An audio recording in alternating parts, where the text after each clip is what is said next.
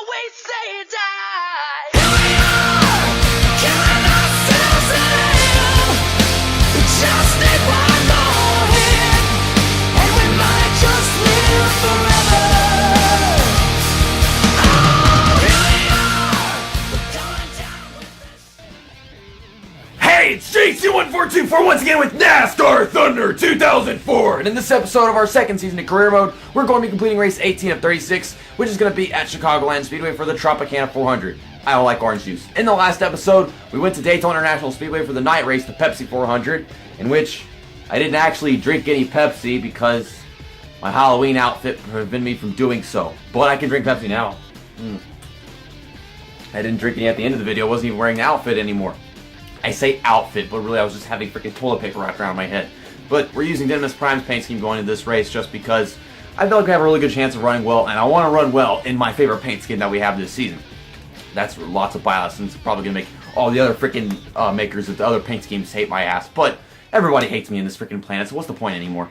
Okay, so here are the point standings. Looks like Jeff Gordon's now 116 points behind Tony Stewart. We finished 8th place at Daytona, and I was trying to protect my top 5 finish, but the car got really tight going to turn 3 as we went through the second run just because of how much worn my tires were from not getting right size ever during the race. But we are still in 15th place in the point standings.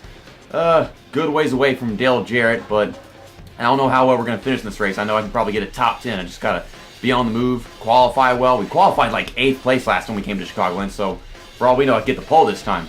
Who knows? I mean, the car is that much better. Kurt Busch, he don't like me that much still after the Infineon race. Dale Jarrett, I'm surprised he's not that pissed after, we cut him off coming off turn 2 at Daytona and whatever, and he was already pissed off after Infineon as well, but it's only down to 30. Matt Kenseth, Jeff Green, Jamie McMurray, Kevin Harvick, I share a draft with these guys, Greg Biffle, yeah, and well, it's super speedway, so stuff like that's going to happen. I'll be doing a lot of sharing of draft at Chicagoland just because I won't be able to keep up with them in stretches, and my car is very competent here. I ran a little bit of practice a while ago, and I think I finished like 10th, but we go to race weekend. Quick select the chassis, engine, and body. We got ourselves a bunch of fresh equipment with a car rating of 64 yet again, the highest that we've had yet, but we're about to start getting some really high stuff once our engine that I just told them to start making comes in. Considering where I finished here when I was practicing, I should be capable of getting my 3rd consecutive top 10. And we just kind of ended a streak of top 20s, but I mean, this is also inclusive of top 20s if I can get a top 10 here. But I can tell you one thing for sure, like, well, last time we came here, my car really wasn't all that good, but I guess I certainly knew my way around the track and how to get into the corners, and after running some practice, I know exactly how to be aggressive with my opponents without actually running them over and crap.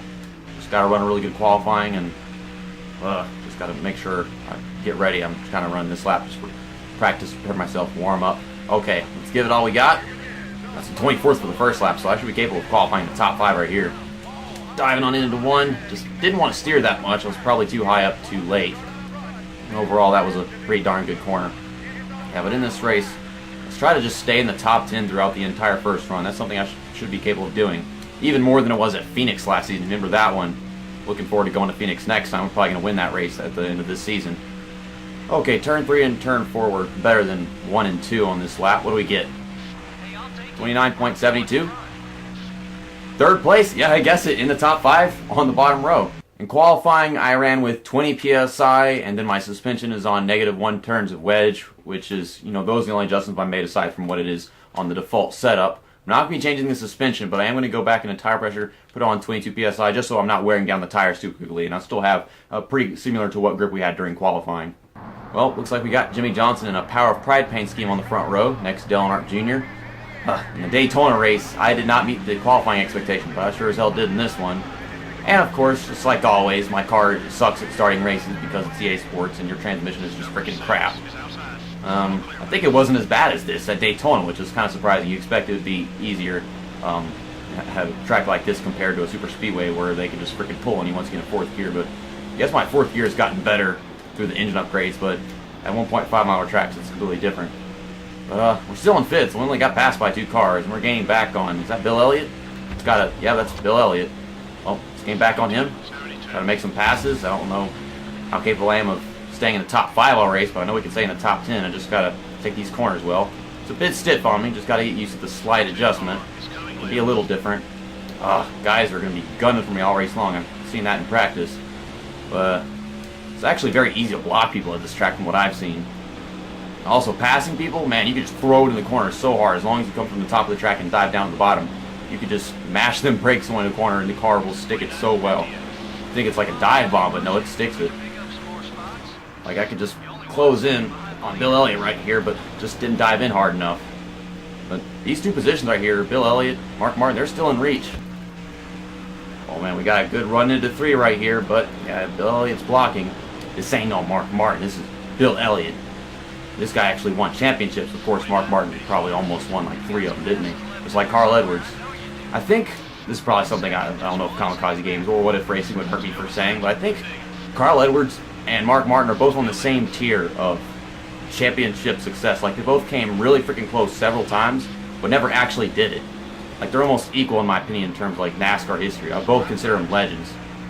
But I'll never know. I mean, Carl Edwards did some dirty things back in the day with like Brad Keselowski. That was just ridiculous. But finally making the pass on Bill Elliott, going down the front stretch. Our dive into turn 1 right here is going to help him clear him. Help us clear him. I can't speak English because I'm so freaking flustered trying to race these guys. Look how much of the field is just packed up behind us because I'm having a struggle getting past Bill Elliott. I mean, if I could clear him, I wouldn't have to deal with this crap. But just got to enter a corner correctly. Now I'm hitting Bill Elliott. Got Bobby Labonte trying to get around me. It's just Bill Elliott's holding us up. I mean, as simple as that. He's not letting me finish the pass. Stay on my outside. It's just taking up that much amount of the track so I can't dive in the corners the way I like to. We get back around Bobby Labonte right here. Just mash the brakes into 1, and there we are, we're beside him. Dale Jarrett's trying to get a run off the corner. Bit of a block. Oh god, he bird shitted the left side, the left quarter panel. And someone DNF, that is Ken Schrader. I slide it on into turn 3.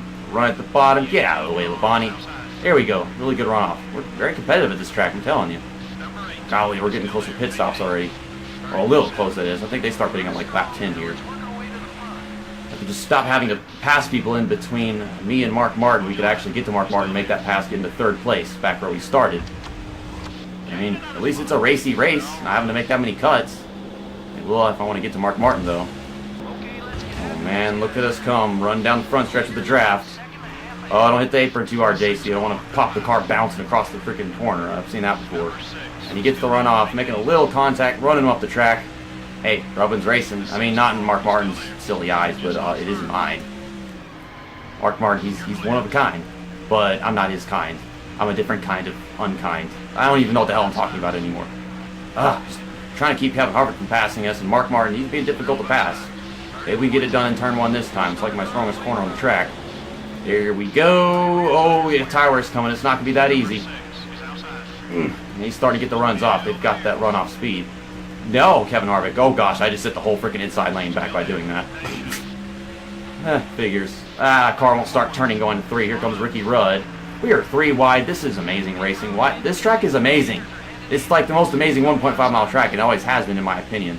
And like the past 3 years of YouTube, every race that I do here is just so freaking awesome, man. I don't know what to tell you. But finally made the pass. We cleared them. Diving on into 1. Actually, I had to mash the brakes twice to stick it. Now I got Dale Jarrett trying to pass us, but that was an interesting turn 3 a while ago. Okay, pit stops are just a couple laps away from me. Well, I'm going down pit road this time. Let me just pull off the track. I forgot to mention before I started recording this video, when I started recording the video, that I actually got a new pit crew. And like these were increases by like 5% to 10%, so we went from like 68 to 73 on averages, but we get all 4 tires, full tank of fuel, no repairs or damage. Kept the car mostly clean aside from that little damage on the left quarter panel. But yeah, we got a new pit crew. Can you guys please make no mistakes and make this a race where I could, for all I know, gain positions because of my new pit crew? I want to see what these guys can do. Can we have a pit stop that's under 16 seconds yet? If it's under 16 seconds, oh man, they finished the right side in 8 seconds. Left side's faster. Come on, guys. Go, go, go. We can do this. Hurry up, hurry up. 16.4. That's like the same pit stop that we had when we were at Dover. And in that race, I finished where he was before I pulled off the track. So we're at 15th now, but people are still pitting. Wasn't getting on the track right there, but we got a bunch of guys coming on the inside lane right here. Going right here, up 2. Dale Jarrett almost hits me. Well, I beat Mark Martin off the pit road, that's for sure. We're in 6th. Past this guy who's coming on the track. That's pole sitter, Jimmy Johnson. Poor Jimmy Johnson's picture didn't do him any justice, but he's got fresher tires than me, so he's probably going to get around us. Dale Jarrett is actually faster than me. Darn. I thought I could actually be right about something for once, intuition, but nope. and he's having Ricky Rudd really slow him up. I mean, Ricky Rudd was trying to pass me at some point, but I guess I just had to slip up because we're catching up to him. He might have pitted earlier or something, and that might be the reason why he's in front of us right now. Because, you know, we did get back around, and he never actually completed that pass, so he had a faster pit stop and pitted earlier or whatever. We're in 5th. Get a top 5 finish today. Try to hold off Jimmy Johnson as long as possible without getting myself spun if he gets underneath me. That's happened many times playing this game at this track. Or at least it did in practice. I don't know how to make a sentence correctly. Nothing new there. You know, I like your paint scheme and all. I like the other Power Pride paint scheme more, but still, it's no reason for me to let you by. Oh, goodness. Almost made contact. That was so freaking close. But that's how I take every freaking corner whenever I'm trying to pass somebody. Wanted to try slowing him up, making him check up off the corner, but didn't get close enough to him. Jimmy Johnson's going to try to pass me into 3. I'm going to try getting underneath Ricky Rudd right here. Please don't dump me, Jimmy. I actually got thrown off the corner with the draft from Ricky Rudd, so he wasn't able to do it, but I was trying to make it 3 wide just so I could make things as interesting as they actually are all the time at this track. Okay, hook them brakes into 1, don't overdrive it, and into 4th place we go. I can see 1st, 2nd, and 3rd up there, but I don't know our chances of actually winning this race. It's unlikely just because we're not actually faster than those 3 guys up there. I think we're faster than maybe 1 or 2 of them, but Dale Jarrett, he's probably going to win this thing. We've got 3 laps to go, and things are starting to get really interesting with everybody just stacking up behind me. Tony Stewart, Ryan Newman, and Jimmy Johnson. Tony Stewart got by Jimmy Johnson. Now Jimmy Johnson's stuck on the outside, falling back, but Tony Stewart is just going to keep getting runs over and over again. I don't know how many other drivers I'm holding up, but I just don't want someone underneath me going to 3. No. Come on, car. Keep it to the bottom. Ooh, Ryan Newman almost spun Jimmy right there. Okay, we got Mark Martin behind them. We're not really closing on the leaders. I think they're pulling away like 0.1 seconds a lap, something like that. And yeah, the situation with Jimmy Johnson, Ryan Newman, those guys caused a big gap between Tony Stewart to occur. But now we got 2 to go. Oh, get to the bottom, car. Overdrove the corner. Too busy looking at the rearview mirror, you know? Well, I don't know about getting back around Tony Stewart. I've got his draft, but I don't know how much that really means. A top 5 is a top 5, but I want to get 4th if I can, because I like to race, and it means so much if I can manage to beat Tony Stewart for once in this game, even though I already did in a few races, just to name a few, but I can't right now. All the way from the top, diving to the bottom, he's gone. I was really just holding everybody up. My pit crew did a good job keeping me up here, but in the second run, everybody bunched together, and I guess like there's damage slowing me down or what. Mark Martin's going to try dive bombing turn 3. More than I ever have, obviously, with turn 1. Oh, golly, I had to brake so freaking hard. I had to over-brake it just to keep the bottom like that. But there you have it. God, we got a close battle for the finish right there. Just 3 cars just battling it out for the win. But we're going to block Mark Martin. We're going to get ourselves a top 5. That is our 3rd consecutive top 10, though. And Dale Earnhardt Jr., I think that was his 2nd or 3rd win of the season. Dale Earnhardt Jr.'s first win of the season was at Michigan International Speedway, which was like 3 races ago. So that was indeed his 2nd win of the season, not his 3rd. But did win the All-Star race, so I guess you can count him how you will, whatever. It wasn't a points race, though, of course. Jeff Gordon is now 130 points behind Tony Stewart, so I guess he lost like 17 points or something on him. 15, I don't know what it was before. So, yeah, this is looking to be Tony Stewart going back-to-back and already getting his 3rd championship, which is it's taking a lot less time than it did in reality. And I guess we're still in 15th place because of that finish. Yep, and that's like 50 points behind Matt Kenseth.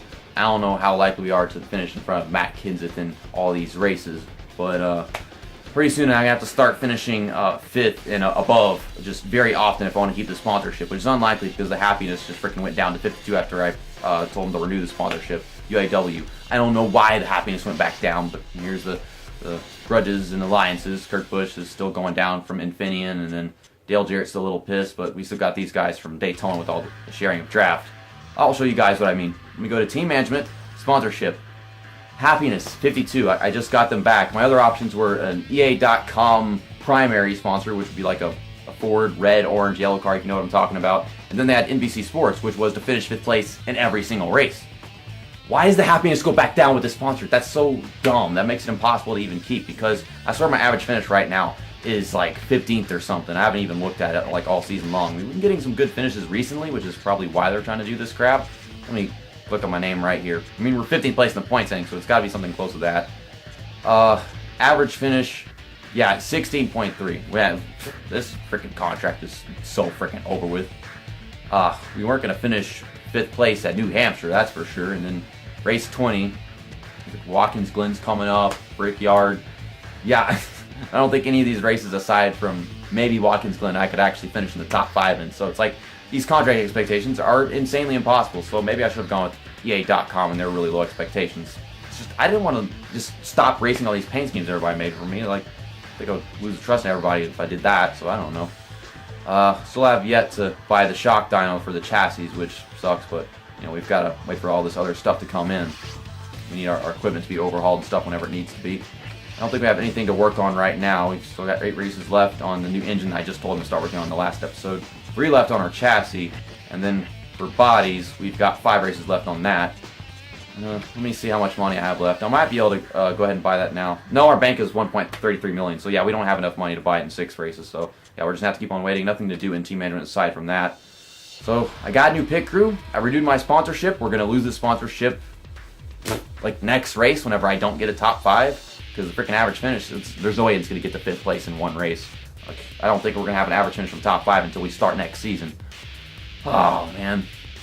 Well, I guess we'll just get some random sponsor, throw it onto the car, and then we'll start making paint schemes for that in our 3rd season. But see you next time. That's that, and episode over.